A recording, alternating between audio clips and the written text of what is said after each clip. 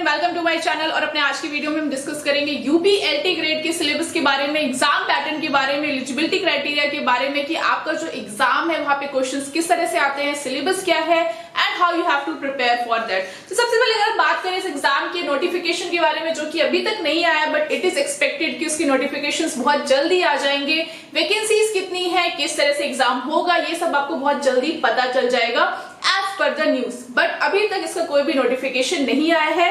We are just making an assumption. Lastly exam जो है वो 2018 में हुआ था, उसके बाद से एग्जाम नहीं हुए हैं एंड लास्टली जुलाई 2021 तक इसके जो डीवी है यानी डॉक्यूमेंट वेरिफिकेशन है वो हो चुका है। सो मोस्ट प्रोबेबली जो एग्जाम है उसके नोटिफिकेशन आ सकते हैं। सो यहाँ पर अगर हम बात करें कि जो आपका एग्जाम है उसका एज क्राइटेरिया क्या है, तो 21 ईयर्स है जो मिनिमम एज है आपके एलटी ग्रेड के लिए, जो कि टीचिंग पोस्ट होती है। यहाँ पर आपके अगर फिजिकल एजुकेशन की बात करें या फिर किसी और सब्जेक्ट की बात करें तो आपका जो मिनिमम एलिजिबिलिटी क्राइटेरिया है दैट इज योर बीपीएड, या फिर जो अदर सब्जेक्ट्स वाले हैं उनके लिए बीएड। यानी आपके पास क्या होना चाहिए, graduation and BPEd, same qualification जो आपको टीजीटी के लिए रिक्वायर्ड थी वही क्वालिफिकेशन यहाँ पर आपके एलटी ग्रेड के लिए भी चाहिए। यानी एलटी ग्रेड का जो पेपर है वो आपके टीजीटी लेवल के हिसाब से ही आएगा। बट अगर आप लास्टली 2018 का क्वेश्चन पेपर उठा के देखें और यूपी टीजीटी का क्वेश्चन पेपर देखें तो उसमें बहुत ज्यादा आपको डिफरेंस समझ में आता है। क्वेश्चन पेपर का लेवल जो है बहुत डिफरेंट है। एलटी ग्रेड का क्वेश्चन पेपर का लेवल जो है वो टफ है, वहां पर निगेटिव मार्किंग भी है, साथ में जो नंबर ऑफ क्वेश्चंस है वो भी ज्यादा है और सब्जेक्ट के साथ साथ वहां पर जीएस भी पूछी जाती है। इसलिए जो चीजें हैं वो थोड़ी सी डिफरेंट है। एलटी ग्रेड की बात करें तो उसका लेवल जो है वो थोड़ा सा टफ हो जाता है। अगर आप सिर्फ फिजिकल एजुकेशन के पेपर की बात करें, उनके क्वेश्चंस की बात करें तो वो भी उतने इजी नहीं है, वैसे नहीं है जैसे अभी हम यूपी टीजीटी में देख के आए हैं या फिर जैसे यूपी टीजीटी का लेवल होता है। फिर हम यहाँ पे बात करें आपके जो एग्जाम पैटर्न है, एग्जाम पैटर्न में आपके दो सेक्शंस होते हैं, section A and section B. Section A जो है that is for general studies, जिसमें आपके जनरल क्वेश्चंस आते हैं जो कि 30 नंबर का है। एंड यहाँ पर जो आपका सेक्शन बी है दैट इज मेन सब्जेक्ट, जो कि है आपके 120 नंबर का। यूपी टीजीटी में क्या था कि वहां पर आपके सिर्फ 125 क्वेश्चन फिजिकल एजुकेशन के थे, बट यहाँ पर आपके जो 120 क्वेश्चन है वो फिजिकल एजुकेशन के, साथ ही 30 क्वेश्चन जो है वहां पे जनरल स्टडीज के भी आते हैं। अगर हम यहाँ पे टाइम की बात करें तो आपको यहाँ पे 2 घंटे का टाइम मिलता है। लास्टली जो पेपर हुआ है वो पेपर पेन हुआ है और अभी नोटिफिकेशन आने के बाद ही पता चलेगा इस बार के जो पेपर होने वाले हैं वो पेपर पेन होंगे या फिर सीबीटी। अगर हम बात करें वैकेंसीज की तो लास्ट टाइम जो वैकेंसीज आई थी फिजिकल एजुकेशन में स्पेशली, वो वैकेंसीज जो थी वो मेल के लिए 140 एंड फीमेल के लिए 168। यानी आपकी जो वैकेंसी है वो काफी ज्यादा वैकेंसी थी अगर इस हिसाब से देखा जाए, एंड फीमेल की वैकेंसी जो है वो मेल की वैकेंसी से ज्यादा थी। सो एक्सपेक्टेड है कि जो अगली बार आएगा नोटिफिकेशन वहां भी जो वैकेंसीज है वो भी अराउंड इतनी ही होंगी। सो इस हिसाब से हमें जो अपनी प्रिपरेशन है वो करनी है। And one more thing I just want to say कि अगर कई लोगों को ये लगता है कि अभी तक नोटिफिकेशन नहीं आया है और अभी इसे पढ़ने की नीड क्या है, so I would just like to remind you a line of APJ Abdul Kalam कि इंतजार करने वालों को सिर्फ उतना ही मिलता है जितना कोशिश करने वाले छोड़ देते हैं। मतलब अगर आपको पता है कि एग्जाम आने वाला है सो वेट मत करिए कि आपका नोटिफिकेशन आएगा, आपके एग्जाम का एडमिट कार्ड आएगा, then you will start studying for that. क्योंकि आपको जो पढ़ना है, आपका जो सिलेबस है वो कुछ भी अलग नहीं है। चाहे आप यूजीसी नेट की बात करें, फिजिकल एजुकेशन टीजीटी की बात करें, डीट्रिपलएसपी की बात करें, एनवीएस की बात करें, केवीएस की बात करें, हर जगह आपका जो सिलेबस है वो सेम है।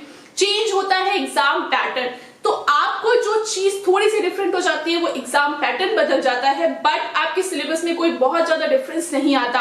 अगर आप बात करें किसी भी टीजीटी लेवल के एग्जाम की जहां पर आपकी मिनिमम एलिजिबिलिटी क्राइटेरिया जो है वो बीपीएड है, वहां पर आपका रिसर्च एंड स्टार्ट नहीं होता है।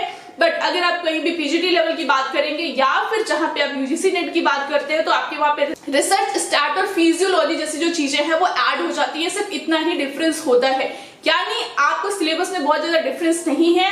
सिर्फ जो चीज आपको ध्यान रखनी है, किसी भी एग्जाम की प्रिपरेशन के लिए हर एग्जाम की जो चीज डिफरेंट होती है वो होता है उस एग्जाम का pattern, and that's what you have to consider before studying कि उस एग्जाम का पैटर्न क्या है। आपको उस तरह की चीजें पढ़नी है सो दैट आप एक डायरेक्टेड वे में पढ़ें एंड आप अपने जो टाइम है, अपनी जो चीजें हैं, क्योंकि सबके पास बहुत ज्यादा टाइम नहीं है, बहुत सारी चीजें लोगों को पढ़नी है, बहुत सारे काम भी करने हैं, जॉब भी कर रहे हैं, तो उसके साथ अगर आपको प्रिपरेशन करनी है तो you have to know about the syllabus, exam pattern.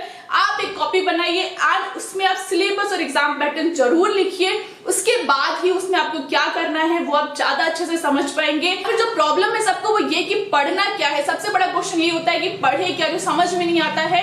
The thing is कि सबसे पहले आप सिलेबस को लिखिए, जब आप सिलेबस को लिखेंगे देन यू कैन नो कि आपको एग्जैक्टली पढ़ना क्या है, चाहे आप किसी भी एग्जाम के लिए प्रिपेयर कर रहे हो।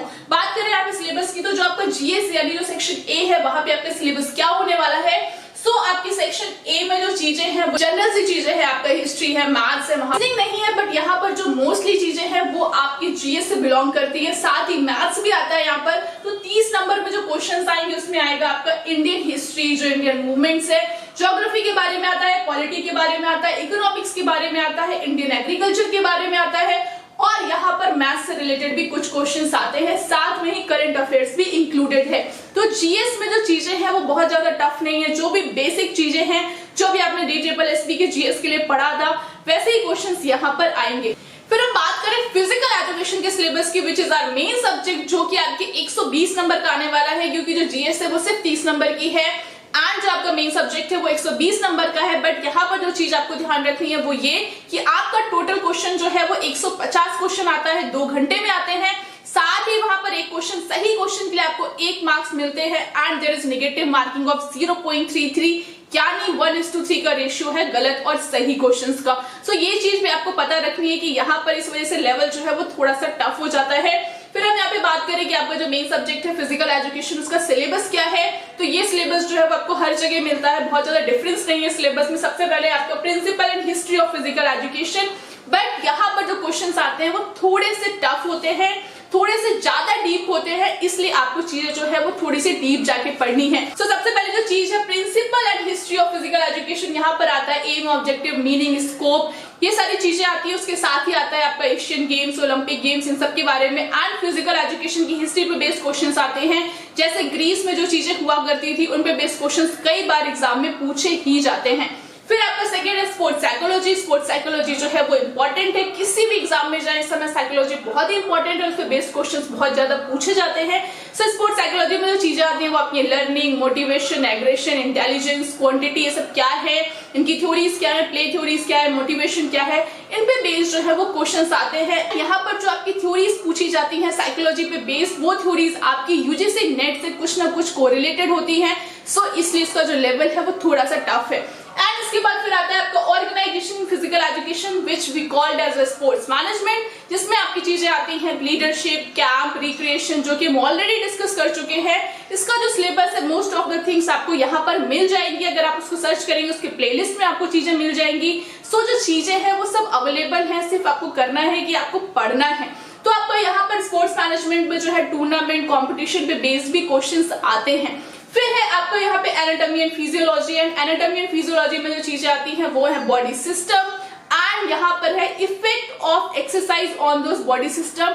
फिर आपका किन्सियोलॉजी, किन्सियोलॉजी में जो क्वेश्चंस आते हैं वो टाइप ऑफ जॉइंट्स एंड वो जॉइंट्स का मूवमेंट किस तरह से होता है, कौन कौन से मूवमेंट्स होते हैं, प्लेन एंड एक्सिस के बारे में क्वेश्चंस आते हैं, laws of motion, gravitation, lever, इन सब पे बेस्ड क्वेश्चन आपको किन्सियोलॉजी से मिलते हैं। साथ ही फिर यहाँ पर स्पोर्ट्स मेडिसिन है। स्पोर्ट्स मेडिसिन में आपकी टाइप ऑफ इंजरीज, उनको क्योर करने का तरीका, ट्रीटमेंट, रिहैबिलिटेशन, थेरेपीज, इन पे बेस्ड क्वेश्चंस आपको मिल जाते हैं। फिर है यहाँ पर हेल्थ एजुकेशन। हेल्थ एजुकेशन में आपको जो चीजें मिलती हैं वो है स्पोर्ट्स न्यूट्रिशन, साथ ही जो आपकी डिजीजेस हैं उन पे बेस्ड क्वेश्चंस यहाँ से आते हैं। फिर है यहाँ पर games and sports and their rules, यानी कुछ जो गेम्स हैं जो कि आपको 5 से 6 गेम्स है, वो गेम्स के रूल्स आपको पढ़ने हैं, उनमें जो इक्विपमेंट्स यूज किए जाते हैं, उनके मेजरमेंट्स, उनके ग्राउंड के मेजरमेंट्स, ये सारी चीजें जो हैं वो इसमें आती हैं।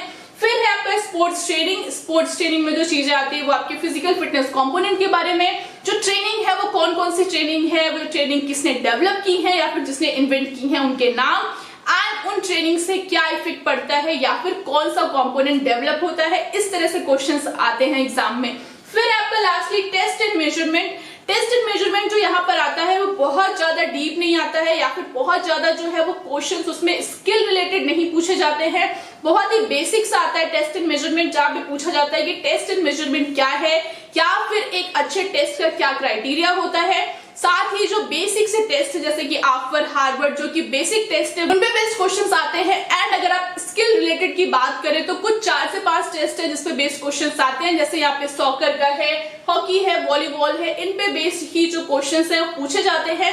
और जो क्वेश्चंस है वो सिर्फ यही पूछे जाते हैं कि ये पर्टिकुलर टेस्ट किस गेम से बिलोंग करता है या फिर कोई पर्टिकुलर टेस्ट बैटरी जो है वो किस चीज को नापने के लिए यूज की जाती है। सो अगर आप 2018 वाले LT ग्रेड का क्वेश्चन पेपर देखना चाहते हैं तो उसका लिंक आपको डिस्क्रिप्शन में मिल जाएगा।